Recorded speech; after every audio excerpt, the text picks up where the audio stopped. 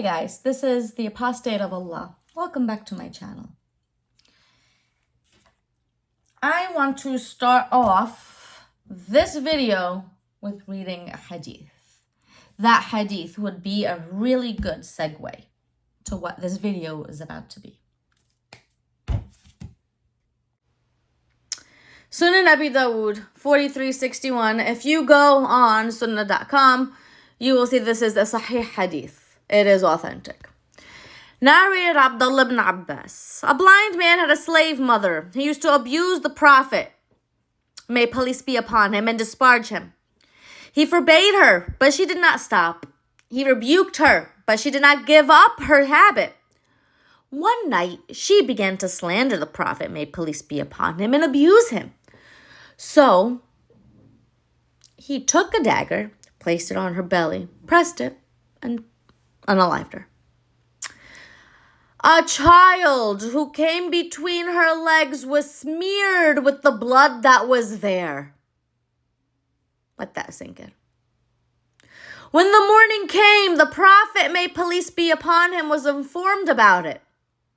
He assembled the people and said, I adjure you by Allah, the man who has done this action, and I adjure him by my right to him that he should stand up. Muhammad did not know what was going on. He just knew that a woman passed away.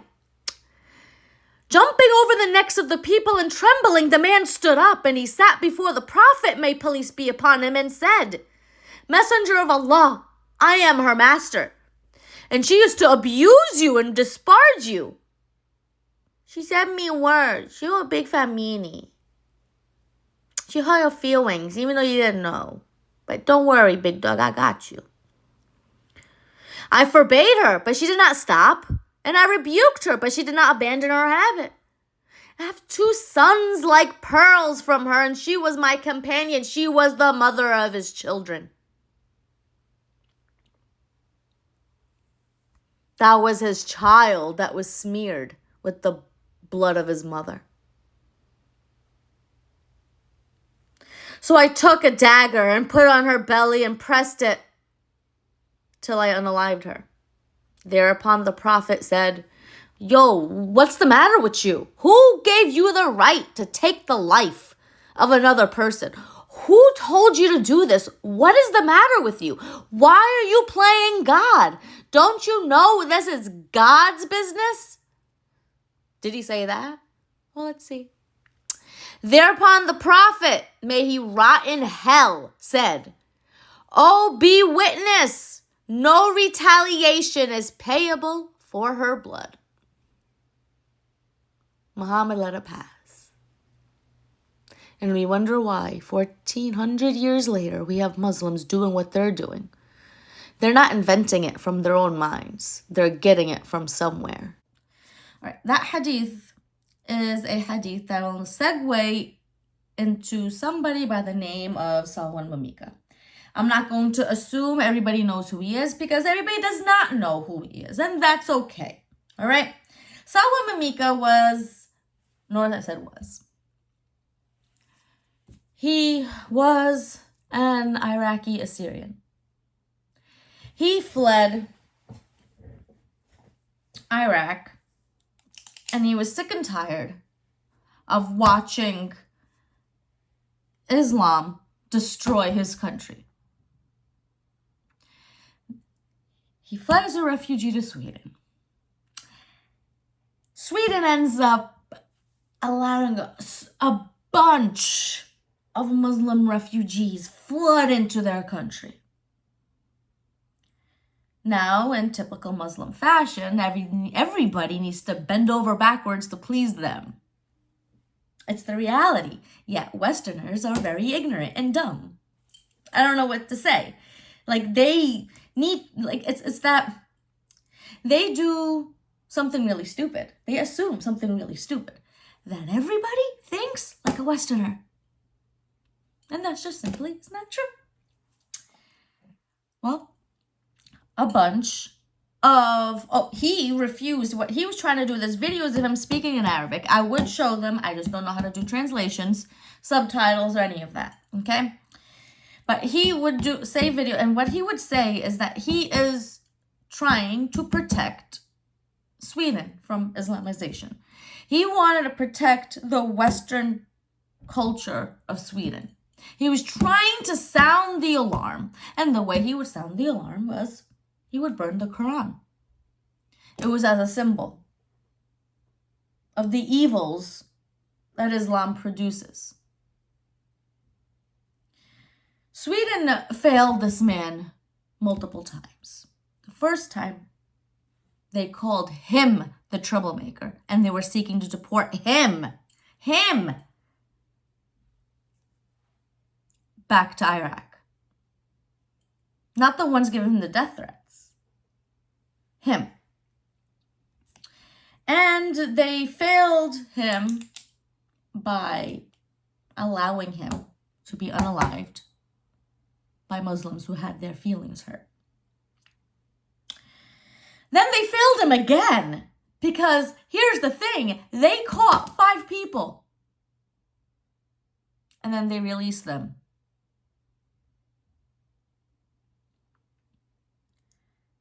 This is a messed up, evil religion. And why? They take the life of somebody because of what? They desecrated the Quran. And then I go on X and I see videos on YouTube where Muslims are celebrating.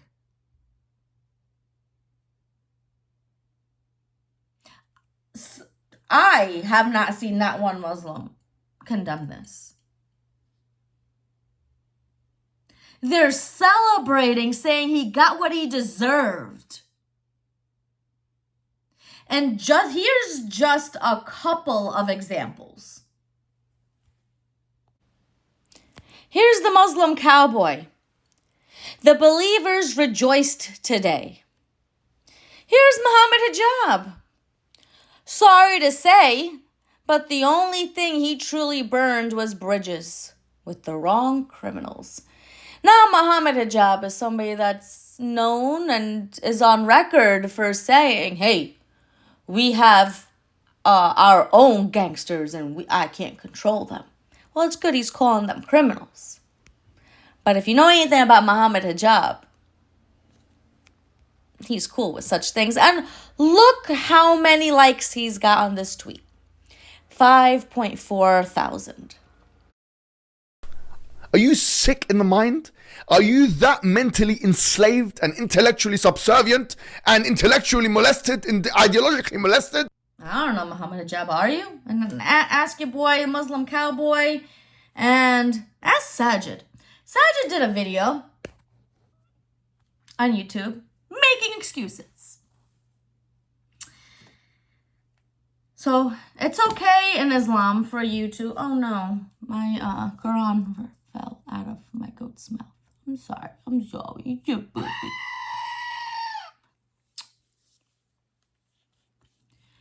Making excuses, saying he basically got what he deserved. This is Islam. If you have a religion, and I want you to pay attention, Muslims, that teaches you that it is okay for you. Oh, and it was not just her. It's like it's not just that one woman, by the way, that whatchamacallit, was unalived for disrespecting Muhammad. There's also Asma bint Marwan and Ka'b al-Ashraf. They were poets. And here's the thing, in Arabia, poetry was a thing, you know? Well, it kind of is still a thing, but they were known for that. And they did poetry. And some of their poetry offended Muhammad. You're feeling what hurt, the boo-boos inside the heart. You got the boo-boos. Yeah, and he had them unalived. So this is nothing new. Anyways. So you hurt the feeling of your God and Prophet, and desecration of the Quran makes you want to go and take the life of somebody. This here is the page of the Quran. You have Surah Al-Ikhlas, Surah Al-Falaq, and Surah Al-Nas. 3 surahs in 1 page. Really short surahs. I don't need... Hold up. Oh. Where's my Sharpie at? Surah Al-Falaq. That's not the point of this video, so I'm just going to cross that out. I also don't need Surah Al-Nas. Here's Surah Al-Ikhlas. Okay? Let's read together. And there's a reason why I'm going to explain this to you later on. So let's read it together. Okay? This says in the Arabic, قل هو الله أحد الله الصمد لم يلد ولم يولد ولم يكن له كفوا أحد. This verse, Surah Al-Ikhlas, in my humble opinion, is the most dangerous surah of the Quran. Okay? This is the Quran verse that says that Allah can't have a son. The most anti-Christ, anti-Trinitarian surah of the entire Quran. And this is what they hinge on. This is because of this surah that Muslims refuse to believe the gospel or understand the fact that God can have a son. But you see, the God of Islam is a weakling. Allah is weak. He needs a wifey to have a baby. And it's this weak God that these people are taking the lives of people. Okay? If this, Muslims, if me doing this offends you more than somebody taking the life of somebody, you got a messed up religion. You got a religion you need to 2nd, 3rd, 4th, 5th million guests over. If this offends you more than taking the life of a fellow human being, because that's what your religion teaches you, you need to run fast from that religion. That religion will send you headlong into the pits of hell and despair. Surah Al-Ikhlas is the surah that prevents you from reaching out to the actual Prince of Peace, Jesus Christ, the Lord of Lords and the King of Kings.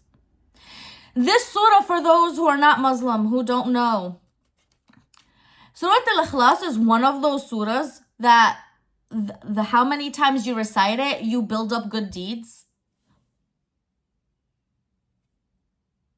Let's leave aside the fact that you're bribing God for good deeds for recitations. But this messes up with your head. It's like listening to a song over and over again. It's really catchy. And sometimes songs can influence you. I personally think, spiritually speaking, when I talk about danger, I'm thinking spiritual danger. This is more dangerous than Surah At-Tawbah, Surah 9. Surah At-Tawbah is the one that says, to go after the Jews and the Christians and fight them wherever you see them. That one. So, let that sink in. I'm going to go put this, 1 second, hold it up, use a piece of tape.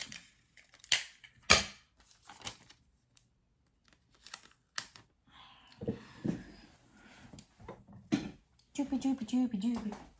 Put this right here. Hopefully. If you can't see it, maybe I'll find another spot. But that's going to be there. And I plan on fixing things up so you can see it better up close. That's a reminder, if let's say a Muslim, or I know Muslims you're watching now, if you see that and that's offensive, I want you to check yourself. Why do you find that so offensive to the point where you want the other person to be unalived over a piece of paper? Something that's just been manufactured. This has no life. you Muslims have been yelled at by accidentally almost dropping the Quran? How many of you Muslims watching have been slapped as a child for just because you were playing around and you put something on top of the Quran? Because this is not just about non-Muslims. Muslims have to deal with that too.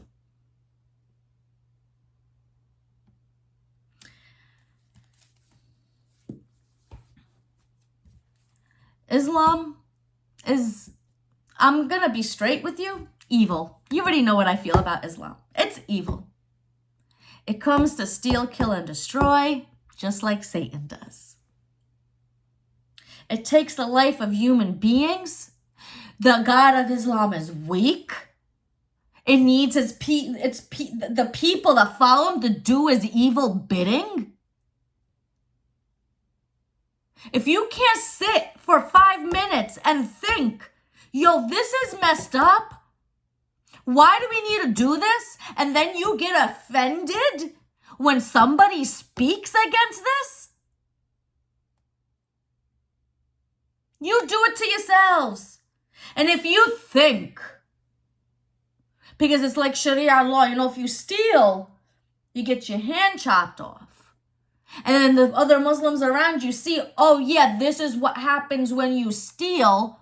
I don't want to steal because I want to keep my hands. And then you have Muslims assume that they think they could use Salwan Momika as an example. Oh, we're going to do this to him, so that others who go and desecrate the Quran or want to go desecrate the Quran won't do it because they don't want that to happen. What makes you think that we're going to give you what you want? Why are you guys so dense? I know for me and for many people that speak up against Islam, we won't give you what you want, but we're going to give you what you need. And that's a reality check. Because if you go and you think about it really deep, I know there's some of you that's listening that's saying maybe she has a point. That is messed up. Why is there anger over a book, over another human being? I know for myself, where you have Muslim apologists celebrating, if these same Muslim apologists, whether it be Muhammad Hijab, Sajid, the Muslim cowboy, any of them, if somebody came and went after them, I wouldn't be celebrating. If they did to them what Salwan Momika did, what they did to Salwan Momika, if they did that to them, I wouldn't be celebrating. I know many Christians that wouldn't be celebrating. We'll be saddened. You'll be saddened because they're not Christian, they're not saved. So not only did that happen to them, we know what's going to happen to them in the afterlife. That's the difference. This is, instead of going and falsely claiming that Islam is the religion of peace, because it's not. And I appreciate the Muslims that are truthful about that. I appreciate the Muslims who say Islam is a religion of peace only when the whole world is subjugated to them, because it's not real peace. And I wish these Western nations would realize that, because they want to go fix things the wrong way. They need to realize, especially Europe, that Muslims do not think like Westerners. And as long as they think that, as long as they believe that's how Muslims think, things are just going to get worse and worse. And they're the ones with blood on their hands. Stay away from Islam, and peace and grace. See you next week. Oh, and if you want, you could like and share this video. Again, peace and grace.